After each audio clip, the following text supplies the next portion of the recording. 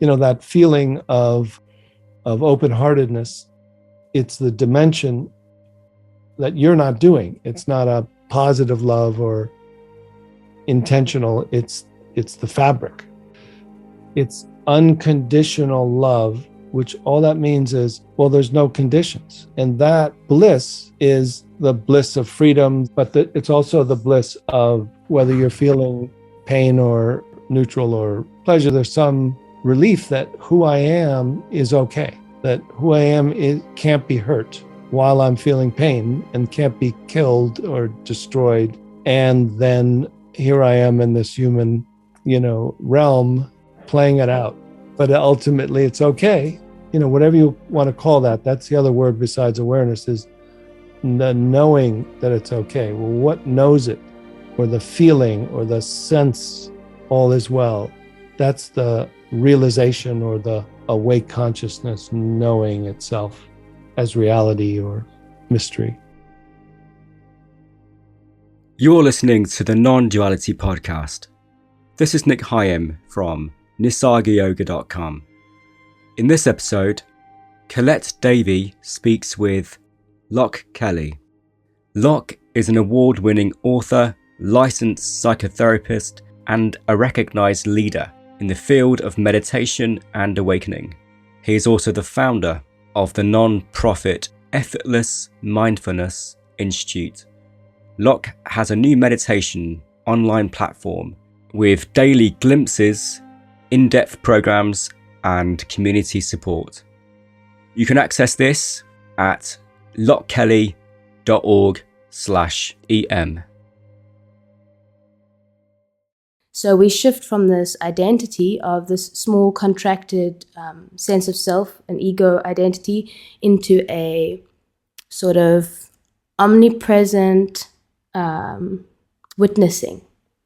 So that provides a great degree of freedom. And a lot of people actually sort of settle there and decide, okay, this is it, they're done. But what's actually eventually realized is that this actually can lead to a bypass of human emotions, because you're just standing as this kind of dissociated witnessing presence. And, by the letter, this looks right. You're like, yes, you read the teachings and you're like, yes, I'm witnessing everything that comes by and nothing affects me, so this must be it. So I think that's very helpful to name that as what I call the witness protection program.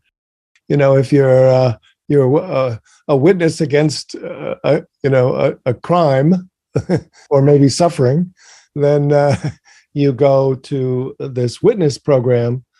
And it seems like it's kind of an initial awakening, so in Zen they call it a kensho, or waking up, what I call waking up from, and then waking to the awareness.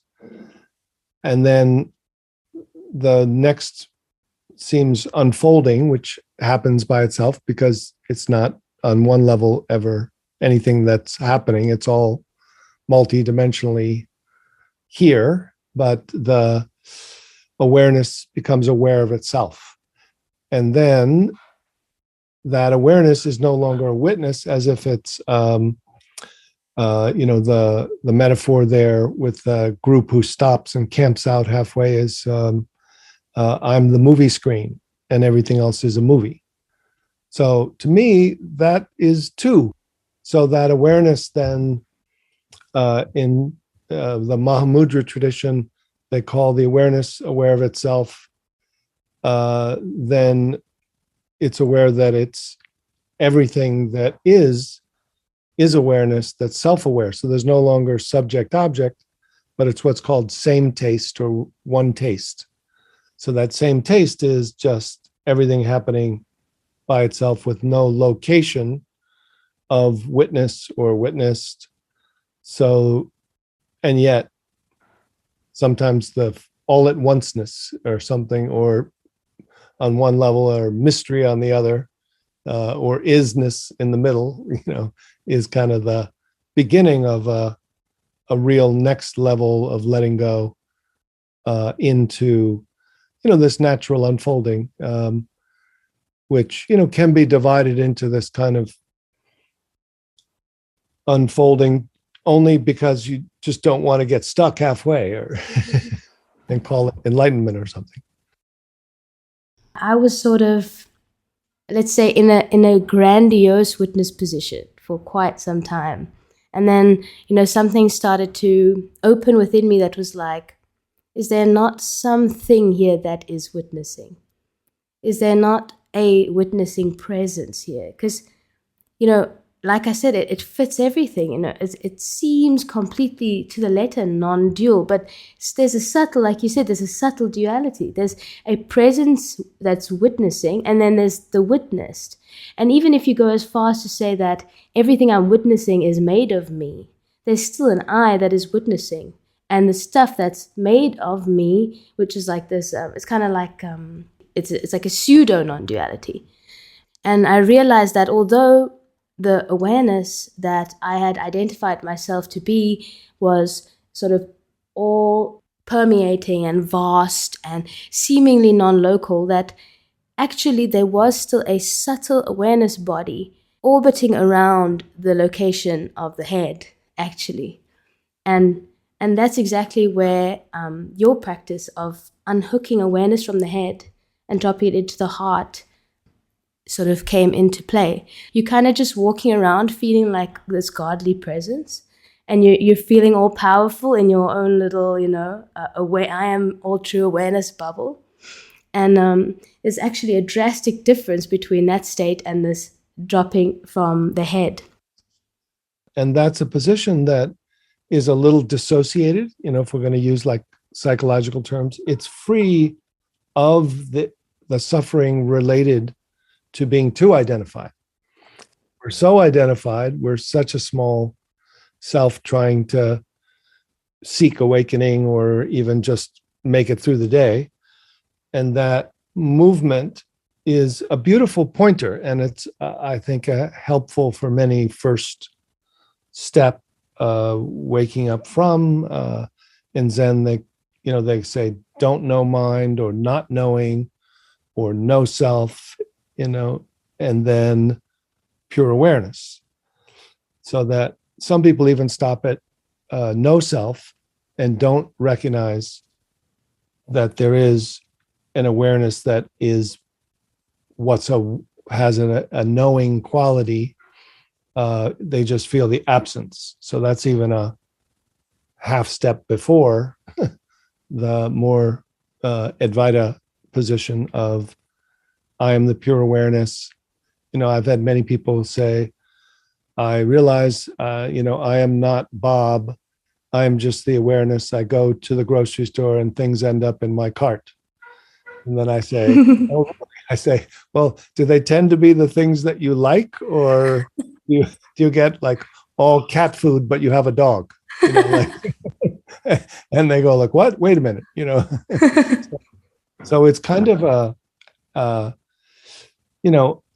good waking up from, then waking to, and then waking in and waking down, and then kind of waking out of it all. Some of those who are more in the pure awareness, like, well, what's the difference between head and heart? And, the unfolding of heart, it isn't the emotional heart. It isn't the physical heart. It isn't the heart chakra. It isn't the dantian. It isn't, it's like a heart space or bodhicitta, awake consciousness that has its own kind of self-support or ground, so that you don't have to be somebody who's grounded or somebody who is aware. It's just, receiving, and, it's that which doesn't come and go and that which comes and goes, but there's a kind of an unbounded heart that just moves from a neutrality of pure awareness. And you can't even say love like in our normal sense of love, emotional love, or bliss in our normal sense of bliss. It's a different, it's more like unity or non-fear, non-worry, non-shame, but has a interdependence, is what they call it in Buddhism, that there's no separate thing in itself. Everything's interdependent. So that means it's not that there's nothing. It's on one level, there's the void, but then there's the aliveness of that you're not doing and that you're not the center of, and you're not dividing into subject and object. And yet it then arises as a particularity in, human form and chairs and plants and mountains and without.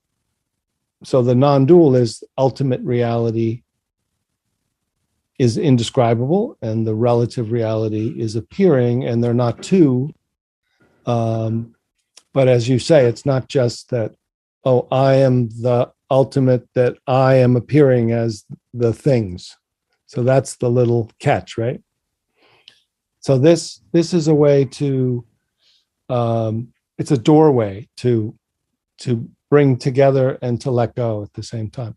So the premise is that as I invite people to unhook awareness from thinking and from that small self-center that tends to feel like it's in the middle of our heads looking out of our eyes, that I'm not talking to you, the doer. I'm not talking to you, the efforter, or to attention, or to will. I'm actually speaking to that awake consciousness, which is already everywhere anyhow. And so that key is that awake consciousness is everything. And when it comes into intentionality, it doesn't have to form as an ego or a self. It can just curiously focus and do without creating a focuser. So this awareness will be invited to unhook and then decenter from the headspace, and then be aware everywhere, nowhere, and here, and also focus on feeling your throat from within your throat. So I'm describing it now, and then we'll guide it, but some people are already doing it. And then awareness can drop into your body and feel as if you're aware of your body from your body and from everywhere, nowhere, and connected to everybody.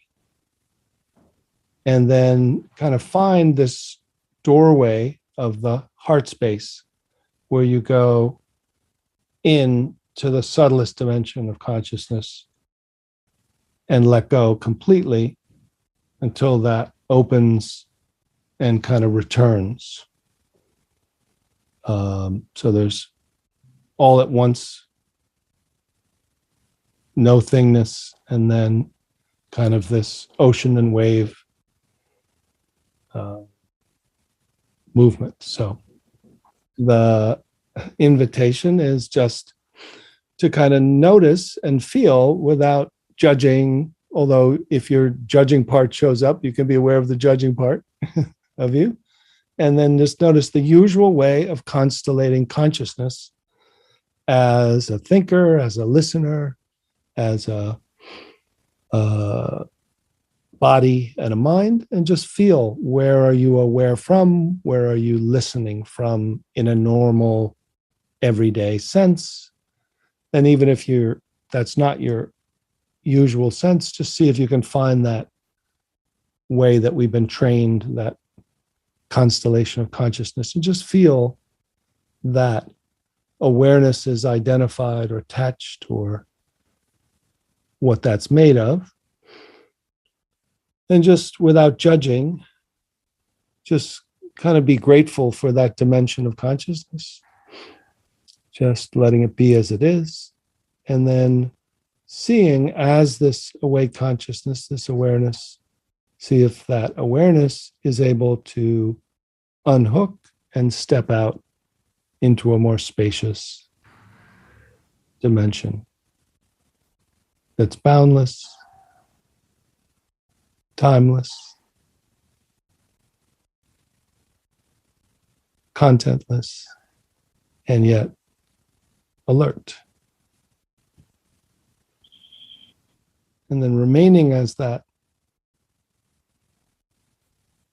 nowhere, everywhere, notice that remaining open, you can come back and be aware of that local part of you that was the subject has now become the object in the center of your head. And then you can allow the center of knowing not to be from a witness consciousness and not to be from your attentional system looking down, but like an ocean and wave or like a field of light where the light, the local light is in your throat, like a bubble of awareness that drops, decenters, so you can be aware of your throat, your neck, the space, the effervescent aliveness, and the awake field of consciousness that's equally inside and out. And then feel as if that awareness can move itself without your help and just drop below your neck. So that the knowing and the known are in the same location. The subject and the object are everywhere, nowhere, and here. Not limited, not having to split off into the relative body and the ultimate contentless awareness. Just feel this mixing naturally that's already mixed. And then feel as if that awareness that's timeless and boundless can curiously go in, feel your body, and then your cells, and then your atoms, and drop into this heart space, like moving like a living stream, and then dropping into the awake space.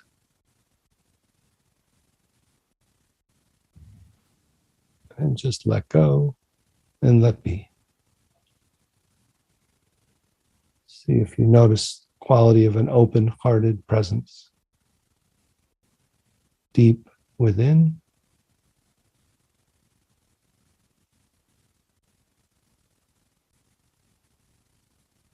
And then just the key is that not checking with your mind or thought. Is there another knowing that's a not knowing that knows or feels? Like knowing you're balancing on a bicycle, just direct.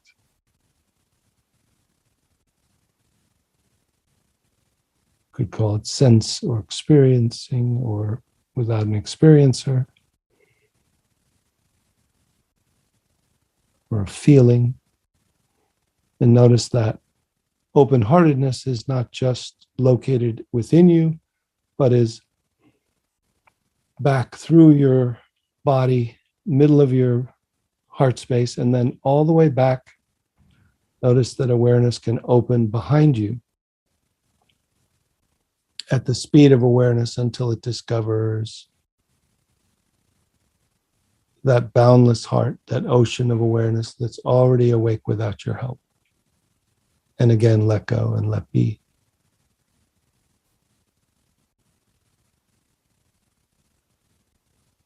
Like coming home.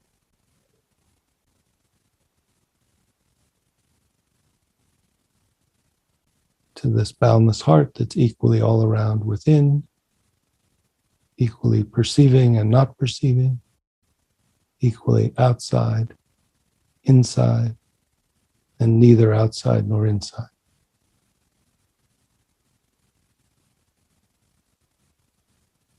And as that is beyond words, timeless, contentless, boundless, just notice that it also isn't just still, but there's dancing emptiness naturally arising, coming into energy. And just notice, are you aware of that movement moving through the awareness? Or does it feel like that field of no thing, emptiness, is arising as not two, so that it forms into patterns like your body, your heart space, without needing to go either or, just feeling the natural, open-hearted presence. And just curious, is there a witness, or what is your experience when you curiously feel? Where are you aware from? Does there have to be a point of view or a separation? Or is there just a natural mystery beyond words? Instead of having to go up to thought to check, just let all information from your head come down as if by Wi-Fi into this heart space and just be available, so you can remain at home in this boundless heart as a self-driving vehicle that has no need to check or take control, but just allow the spontaneous unfolding and curiosity of this heart-mind. So the key is always the transition, just noticing that if any habits or tendencies of the body-mind arise, just let them arise to this mystery and this, as this, with this, welcome, not feeling like a contraction is bad or a thought or a part of you. Just let everything be welcome without having to analyze or judge or create a point of view, or try not to create a point of view. What I found the most, let's say, fundamental with that was the fact that firstly the contraction in the head sort of dissolves. It's like it gains energy from projecting outward, and its solidity is reinforced by sort of beaming awareness from this subtle head space. And then when it dissolves, what actually happens is the distinction between inside the body and outside the body also dissolves, because the solidity that's there is the only thing that's actually creating a boundary. When you're in this witness position, there's a quality of awareness that needs to be maintained, so to speak. It feels like a expanded attention. So it feels like a focus almost. Although it is vast, something is contracting, and it has a vast attention on the, let's say, the content of experience. And what's interesting with that practice is that this attention quality of awareness actually ceases and just becomes, let's say, an abstract alertness. And you can't even really say that it's aware anymore. You can't, it loses the quality of aware of, it loses the attention or focus quality, because this awareness is so easily confused with attention, because we're taught to put our attention on what's happening on the screen, or be the witness of whatever's going on in the content. And so it just becomes, from a small attention you start with, like, let me first put attention on the body, to a more expanded attention. And although this sort of, you could say, develops our awareness or attention muscle, it's this quality of attention is actually absent, or at least focused attention is absent when you're living from an embodied, awakened place. And there's no need to sort of check in with it anymore. I remember when I was still in a more of a witness position, there was a sort of continual, consistent need to check, am I aware, or am I this witnessing presence? And especially when triggered, oh, let me become this witness so that I can just shut off to my emotions now, and I don't need to sort of operate from an egoic place. Basically, this attention, this willful attention to the stuff that's happening, that requires effort at first, dissolves as well in the practice, when the practice is done correctly. You realize that this space is truly effortless, and it does not require a checking in. It does not require you to sort of reaffirm, I am aware, or I am aware of this. It's maintenance free. Yes. So as you say, I mean, so it's interesting to play with language and to use our understanding and to make the distinctions from there. So as you said, we know what attention is. So, we use the word, can you bring your attention to that object? Can you bring your consciousness? Are you conscious of it? Are you aware of it? So already we're mixing them all up. So if we do, as you were starting to do, say, all right, attention is a certain capacity. Webster's dictionary says it's applying the mind to something. So it's using this point of view to send if you're using an eyes, it's like a flashlight to an object. Then we can go to, interestingly, in psychology, at the age of 1.5 to 3, children develop what's called self-awareness. It's not what we use in spirituality, but what it is, oh, I shouldn't touch that hot stove. Oh, you shouldn't touch that hot stove. So our identity splits into just like a baby, and then we no, don't touch that stove, don't, and then the understanding, don't touch that stove, and that's like we develop this secondary commentator, critic, judge position, which is called self-awareness. So that's happening and we're always checking. Do I know that? So that also becomes important to recognize what that is, because that's like, well, am I in awareness? Well, who are you asking? You're asking your, called, they also call metacognition. So that's the second awareness. The third one is mindful awareness. So mindful awareness is a point of view that you step back and are mindful of thoughts, feelings, sensations that are coming and going, and you realize, oh, I'm not a attentional subject. I can be aware of that self or ego center, and it's not even solid. It's just thoughts, feelings, sensations. But what's established is a point of view. Then you pull the camera back or become aware of choiceless awareness or big sky mind or pure awareness, which is like pulling the camera back. So now you're not looking out from, but you're looking back from the sky, big sky witness. They call it king of samadhi, like a bird looking back at the nest. So that's where a lot of people stop. And then they'll even mingle that. They'll say, oh, but the awareness is inside and out. But it's still separate from the contents. And then you can say, oh, but it's made of the contents. But there's still a identity around I am the awareness that's aware, that the contents are me, So then it's that recognizing that that this consciousness has no point of view. It's everywhere, nowhere, and here, and it's spontaneously self-arising effortlessly.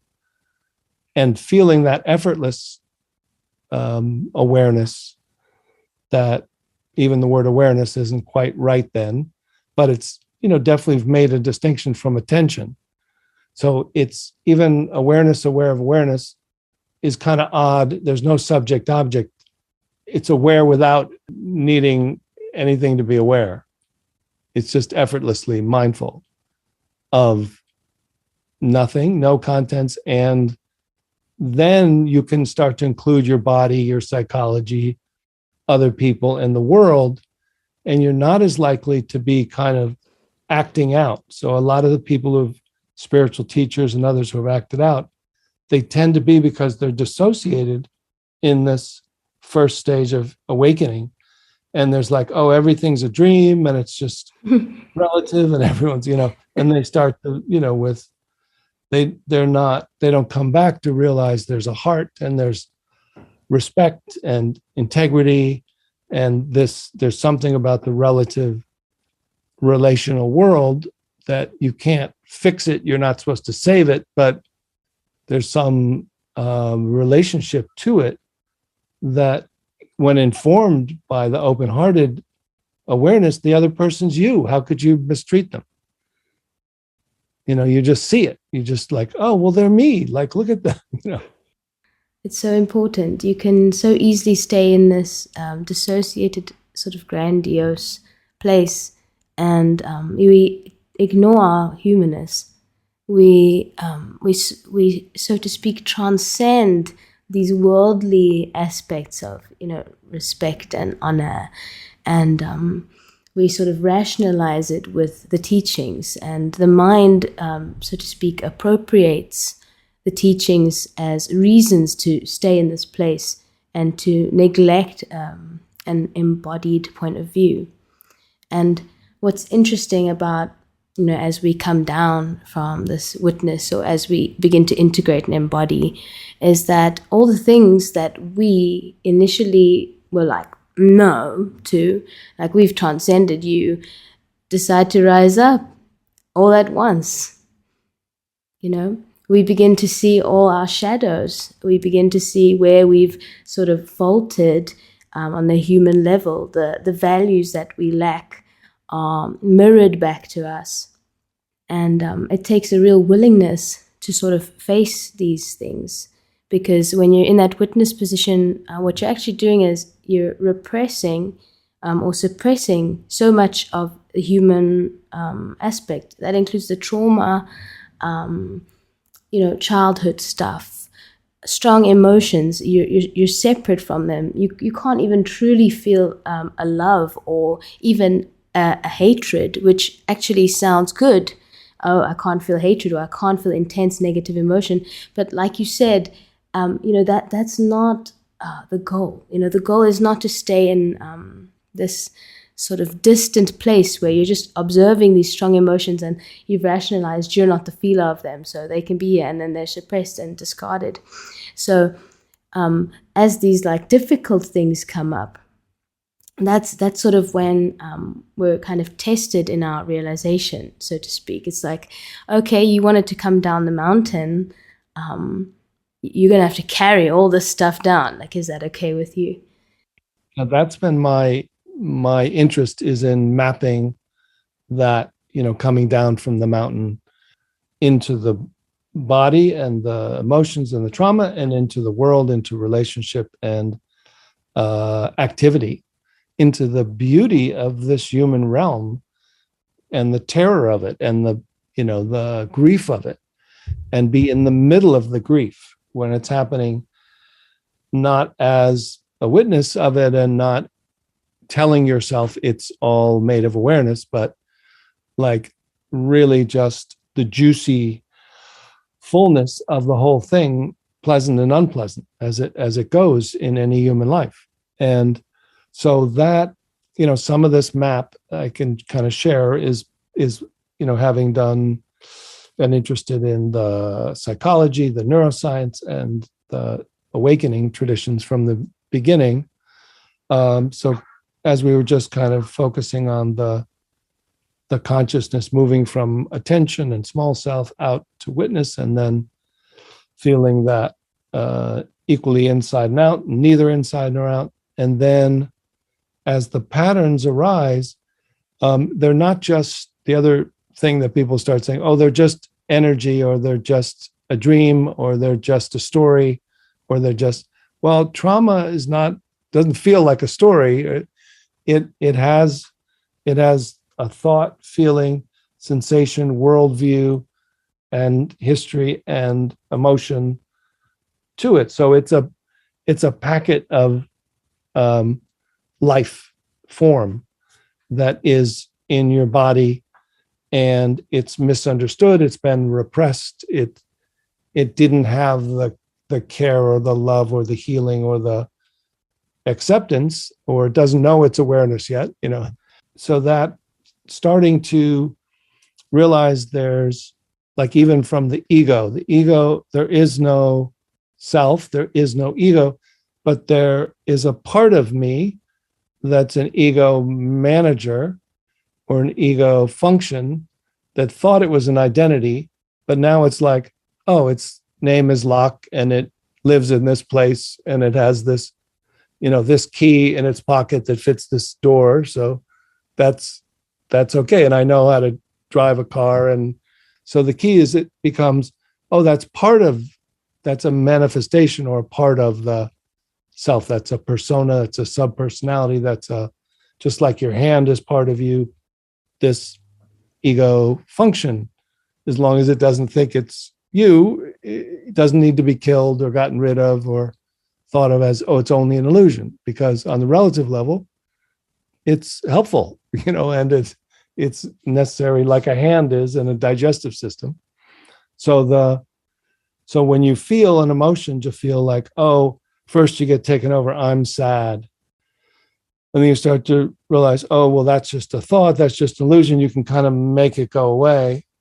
Then you're dissociated. But if you let your feeling and you say, like, okay, well, am I where am I feeling that sadness? Okay, I'm feeling it here. So what is that? Is there a boundary to it? Yes. So it's a part of me. So there's a part of me that's sad. I'm aware that part of me is sad. So there's an acceptance that you're not denying sadness. So then you be curious. And then, is there another part of me that's not sad? Yeah. Another part of me that's like, what's going on? I don't even know. And who's aware of those two parts? Oh. And then feeling that, more of that, not witness, but more of the open-hearted compassion. Okay, well, how do you feel toward that part that's not sad? How do you feel toward that part that's sad? Now, all of a sudden, it's not a subject object, but it's like ocean and wave. So you realize, oh, that which is aware isn't the pure awareness. It's the awareness that now has this ocean and that's made of the sad part. So it is the sad part, but it's bigger than the sad part. So it has this love. So all of a sudden there's this, okay, I can be with sadness, terror, rage as part of me and be not with it like, oh, I'm smart and a spiritual ego, or, I'll, just accept it as it is, like a mindful witness, but like in it and all around it, and let its history come up and let it tell its story and kind of unburden it from its loneliness and its lack of being heard and loved, and starting by just let it be as it is. So if it's terror or rage, it's like, okay, well, I'm really angry. Okay, I'm here. Well, nobody can take how angry I get. All right, I hear you. Yeah, it's like, one way or another, whether we do it before awakening or after awakening, we learn the importance of shadow work. It can't be avoided. I mean, it can, but it's not going to pave the way for a fun incarnation, let's say. But, and with teachings, or a lot of them, we sort of discard shadow work. We're like, there's no person. Like you said, that's just a story. These are just sensations. Why should I probe them? And eventually, the bomb drops, and you're like, oh, whatever created this problem, whatever created this trauma, needs to be met on its level. You can't meet it from this ivory tower. You can't look down on it and say, I'm aware of that, and you just leave it there. So you take on a sort of pseudo person from an aware point of view, and you approach it in that way to integrate. So like you said, it's like you create another narrative for sort of in comfort of that part. That's like, as the part rises up, I'm angry or I'm upset. This other part stands sort of as a spokesperson for awareness and says, oh, that's okay. I can be with this. Yeah, the spokesperson actually is like a kind of almost like a mindful witness or a smart part or a spiritual ego that then is created. But then who's aware of that? And when you discover the more bodhicitta, the fascinating feeling is like coming from nothing into energy, into form, into compassion, which seems like a character, but it's like connected to unconditional love, creates compassion, creates particularity, and it's just like, oh wow, like that, that's the God is love, kind of, all right, wait a minute, I'm not God, but am I receiving or giving, or what's going on here? Because there's some kind of not having to form into layers, coming from nothing into form that's like a breath, like whoa. And then it forms into what is like a person or a character or a kind attitude, but it's not that. It's like made of this reality. It's the reality that you can't if you step on a rusty nail, or you have trauma as a child, you're not going to say to the rusty nail, oh, well, that's just a thought. That's just a belief, that I'll just be aware of that, Yeah, this person-like presence is like a bridge. It's a bridge from the contraction to what's not contracted. All it's doing is absence of resistance. So as soon as we drop the resistance via this bridge, it effortlessly sort of gets taken back into source and sort of filtered with this neutrality. So it's like you said, it's not something that needs to be maintained. It's if you're coming into suffering with this mentality of like, yeah, I can sit with this. Yeah, I can sit with it, and sort of reaffirming again and again. That's kind of another form of resistance. So it's kind of like like you said, you must really feel that this presence that says it's okay is not coming from another contracted view that's arguing with the current one. Yeah, so you have like these parts of us or these sub-personalities or characters, and they can be fairly complex. They can be smart, they can be a witness, they can be an observing ego. So, there's a body and a human form that if I'm caught in that, I'm in, I know what that is. That's called suffering. And yet, kind of pure witness and then human, pure witness and then human, or trying to live. But this, the Zen saying, form is emptiness, emptiness is form. So what is that emptiness to form? That's where and it's called the Heart Sutra. So it's interesting. The Heart Sutra says, form is emptiness, emptiness form. Well, where's the heart? You didn't mention heart. But the heart is that feeling right there. We're like, wait a minute. This is something greater than me that's like source, that's coming into form, but it's me, but it's not me, but it's who I am, but it's not me. It's greater than who I am, but it's who I am. Like that's the crazy thing. There's no I in who I am, but it's like, that's so that capacity to respond without creating a responder, and to trust that intelligence that uses our language and our particular form, and is not, knows when it's making, can make mistakes and say things and then have to apologize, and, like, oops, sorry about that, because, the vehicle is not quite, tuned up very well, Yeah. It's about the absence of a strong negative emotion, and not so implicitly not the presence of a bliss or a breathtaking ecstasy.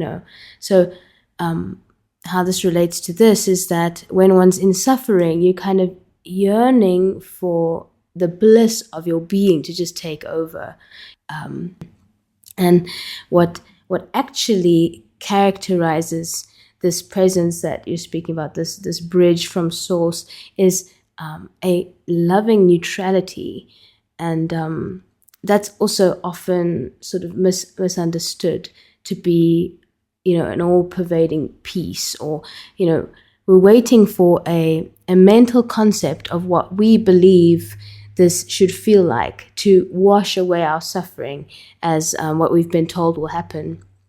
And instead, it's just this very loving impartiality that comes, that could often, be overlooked, because it's just like, that's not gonna help me. I need something way stronger to sort of douse this with.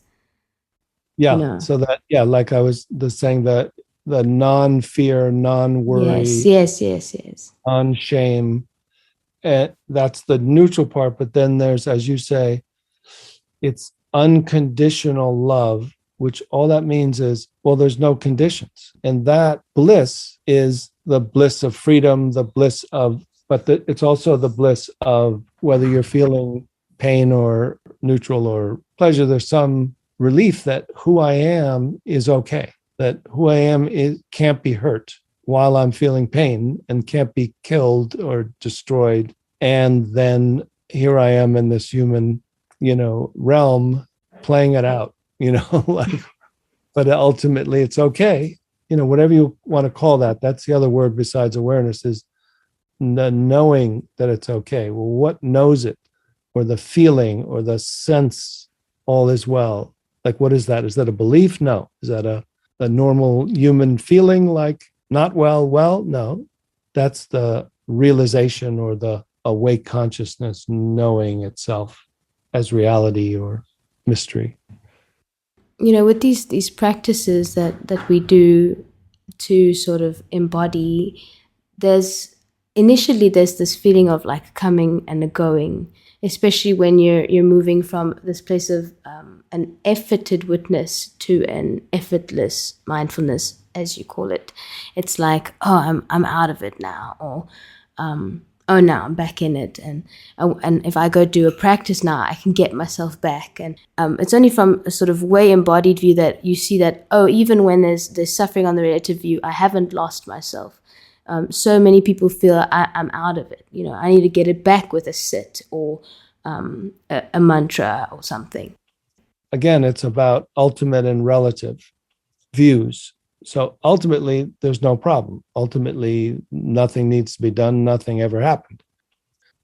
Is it the knowing, intellectual knowing of that when we're in contraction or suffering, we're like, oh, we got to get back to that. Oh, it's already here. So what is it that knows it? And what is it that can return to the knowing? Because that there is, and ultimately there's no path, there's no goal, there's no seeking, there's no finding. However, in the human realm, there tends to be like something that's not just a story, like, oh, I was so confused, or I was ignorant. And now the realization, I didn't realize it, but the realization dawned on itself, and it now includes me. So what was that? That relatively, it is a kind of awakening. It's not, I don't think there's ever an enlightenment.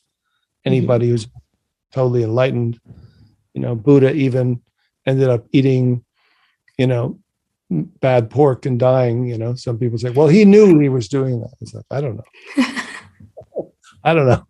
Maybe he didn't, maybe he didn't, it wasn't all knowing. But anyhow, so it's always unfolding. There's always awakeness. And so it's that, resourcing with the source, and then, finding that which is self-sustaining, sustaining itself. So it is a kind of a playful curiosity. And I think the key is that where do you go to check when you have a spontaneous awakening, which is, oh my God, I'm contracted. And then the thought comes, no, you're not contracted. You're always awakeness, And then, so what a glimpse is like saying, all right, I can't use my mind or thought or intellect, or I've got to feel or tune in or let go or surrender. And what's doing that is the awake consciousness, or we're I don't want to get caught on any of those words, but that which is returns to its primacy of sometimes what I call 51%, ultimate reality. That includes the 49. It's even though it's 100. Yeah, like we said, there's this when we're suffering, there's this bridge that accepts and dissolves resistance, and then there's actually, like, I'm sure it, like a step further, because the contraction in the body is almost like a level below. And when we remain on the narrative, on the upper narrative, on the upper level of acceptance, it's like, okay, we can sustain this state, and we can be with the contraction. But sometimes, like, these trauma contractions are just so strong, they're so solidified in the body that they almost don't even budge with that. Even if we deal with them on that level. So it's almost like we need to come down even further and feel these physical contractions. Otherwise, it's like we can still be resisting, kind of. We're like, okay, I'm accepting, but I'm not fully willing to go into this. And so when we go into these contractions, what I used to do is I started with a practice that would probe the boundary of the contraction in an attempt to make space for it, and sort of see these this solidity as sort of just a compounded particles of distress, or that could potentially be freed up with space. Realizing that, for example, the chest doesn't have a border, creates this space for these contractions to free up.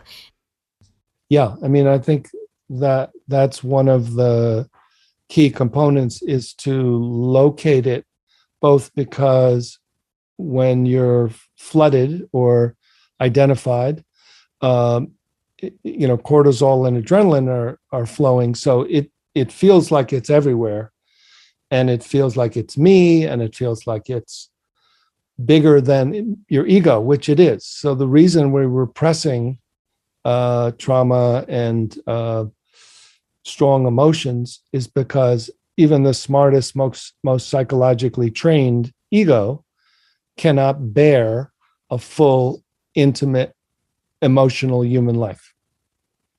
It can't take it. So that's why we have to wake up and then continue to grow up. So that locating of where am I aware from, and what am I aware of, and where is its locus, even though each time it may be different. The same trauma may be here, it may be my throat, it may be my belly, but where is it now? And then finding a boundary, and then finding the space around it, and then finding that which isn't just a psychological part or spiritual ego to try to zap it with, insight or pure awareness, or dissolve it with kundalini or anything, but to find that greatest capacity of unconditional love, and then you have to work with it short term and medium term and long term. You got to realize, okay, this is, if I zap it, it's coming back. It's not. So long term, we got to form a relationship. So that becomes the next thing. You got to, how are you doing? I'm not talking. Like, okay, but I'm here. And I know you're scared and you're not, like, you've been mistreated or whatever your reason is, you're not talking, but just feel, I'm aware of you. Are you aware of me? Like you start to, this could be verbal or nonverbal or, but it just start that relationship to feel that it's not separate from who you are, because it's trying to separate. Mm-hmm. It's contracting like a amoeba that's hit with a little pin. Its protection is to close down, and you're just trying to love it up, back to say that only this capacity of open-hearted awareness, whatever you call it, no self or self with a capital S, or being, only that has the capacity to bear what seemed to be unbearable. So that now that you are that, and that is resourced with the source, you can be with that which is doing this, what I call shake and bake. It starts to, go like, throwing a tantrum, whatever it's doing. But now you've located it and you found that space, which is bigger, and you found the capacity that isn't different than it. It's within it, but it doesn't know it yet. So there's some relationship that builds until you can get it to tell you the story and let it open up and be unburdened from whatever it's holding that feels like it can't come into the light. Yeah, and what one's also doing is when you do that, it's like you're subtly removing the subjectness of the contraction as well. As soon as you observe it, it's like you're distilling its subjectivity by watching it like an object, or by approaching it. It's like, there are now two subjects. There's one that's sort of that's contracted, and another one that's liaising with the contracted view and saying, tell me the story, or are you aware of me? That's also another important thing that you said that I love. It's taking this thing that's pretending to not be source. It's pretending to not be aware. It's like, no, I'm completely, I don't see anything. All I see is my view, and bringing it up and saying, but you are aware of yourself. Are you not? Are you aware of me? Which is like bringing this thing up into the light. Yeah, and then there's, certainly the wounded parts are the hard ones, and then the terror and the rage, like the kill, like the survival part that is like, get out of here, get out of here. It's like, okay, you're not. I know you're me, and you can't kill me because I'm not hurtable, and you've been trying to help me. So that's one of the other keys, is there's no bad parts. So none of these are, negative or destructive emotions. They're literally like trying to protect you. They're terrified. They're like, I won't let anyone near you. Like if they try that again, or they're like so wounded that they're like, I give up. I can't take it anymore. I need help, so they're all, and even the judge and the critic from upstairs, are like, well, you shouldn't do that. You're doing it wrong. What's wrong? You should waken. Well, you're not waking, right? But it's like, oh, I see you. You're just trying to help me, but you think that I have to think about it. But so we need to unburden your agenda is good. You love me. You want me to know something is true or not true, but you can, semi-retire from that job of being the critic. Yeah, this is a perfect example of how, like we said, that bridge kind of integrates on the relative level. It's at first when you abide in this meditative state, you first start to open up to this witness or whatever. You feel this impartiality, and at first the impartiality is fleeting, and as soon as you're out of the sit or out of the state, you're back to being polarized or back to being biased. So it's like, oh, I don't want to feel this, or I want to feel this, and this part is like you said, like bad or evil, and this one is good, and I want to feel this one more. And as we begin to integrate, even on the relative level, the person, like the Loch person or the Colette person, begins to see, oh, that these parts are not bad. Yeah, so it's this completely integrated, flowing thing, right from source, right down to the subject. So you can actually have a degree of this the source impartiality without being in a dissociated place, like we spoke about earlier. So it's not as if you come down and you become fully, trapped again in what you're experiencing, which I hear often, like, oh no, I don't want to come down. I don't want to feel all that again, So that's called the spiritual bypass. That's why they call it that. So so even from impartiality, I like the word either unconditional or welcoming. Welcoming is impartial because it says, y'all are welcome. Come on in. Like whoever, the bad guy, the good guy, the dumb guy, the smart guy is like, all right, you're welcome. That feeling of open-heartedness. It's the dimension that you're not doing. It's not a positive love or intentional. It's the fabric. So getting in touch with that fabric, and then to say that you use the word flow. So there's, in some ways, it seems what happens as things unfold. For me, I started actually studying and recognizing, oh, this is like a flow state or being in the zone, like in sports.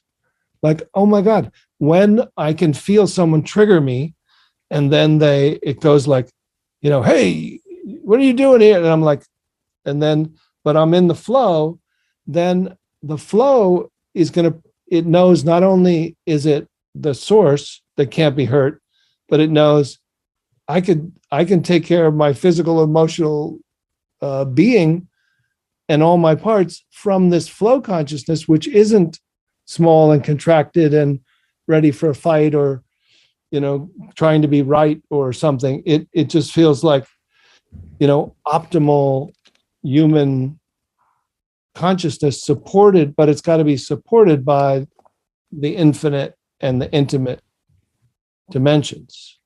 This is an excellent analogy, because it's almost identical to this awakened state of consciousness.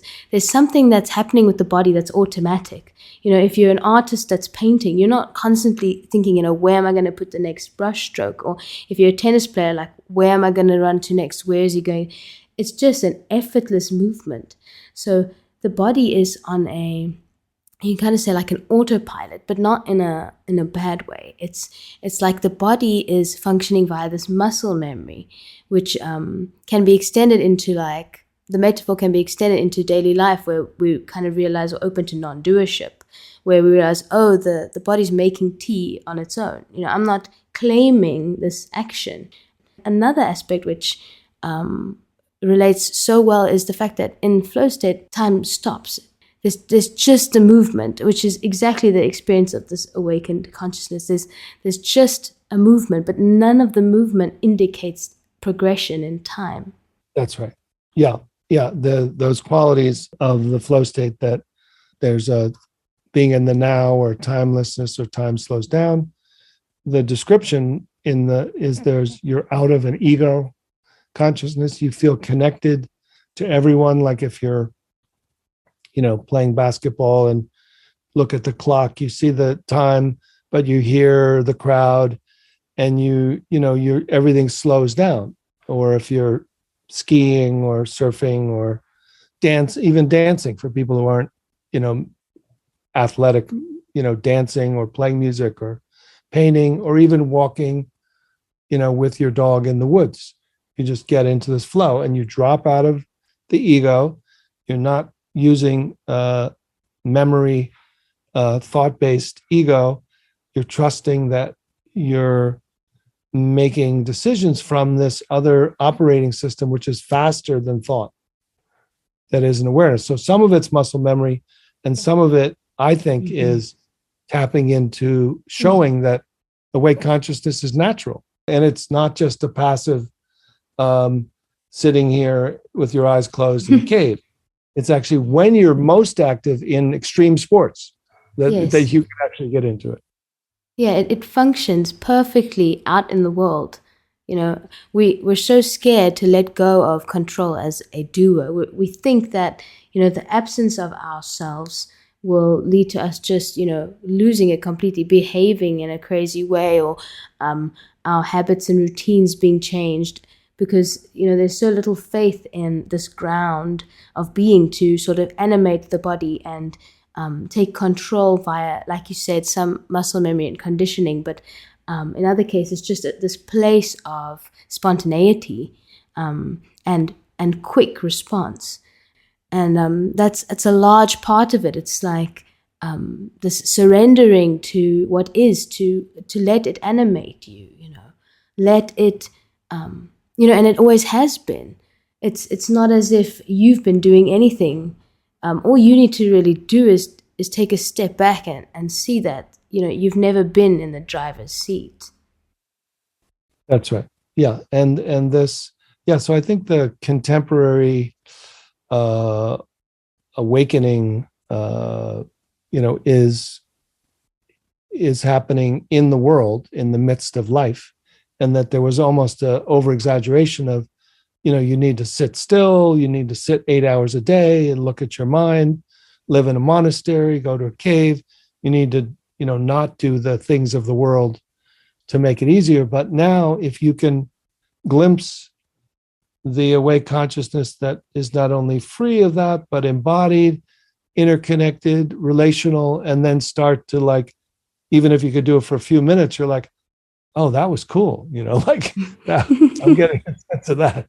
And you'll see it's a bubbly, it's more fun. You start to enjoy everything, because it's, and be playful and not so serious as, some spiritual types are super serious, but it's a real joy. And then there's that natural loving kindness, which means that heart thing that I said, that's like the golden rule that you start to feel. You start to, if you stay in witness consciousness, or you don't recognize that you have a part, you can end up in a spiritual ego, or like an adolescent part takes over and I can do anything I want. There's no rules. Everything's, and you don't realize that. But if you really drop into your heart, you're like, oh, this is really sweet. And you become more sensitive and tender rather than free. You just start to feel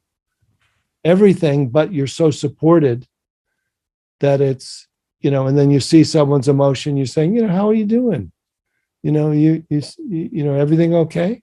And they're going, well, I didn't want to say anything, but I'm going through this thing. It's like, okay, well, so you start to really care inside, not from an ethical position, like you should be kind to people, or you should try to practice even loving kindness, which is not a bad practice. But once you recognize this, not stopping at neutrality, but letting the sensitivity, because you have capacity to be sensitive, and the kindness is natural.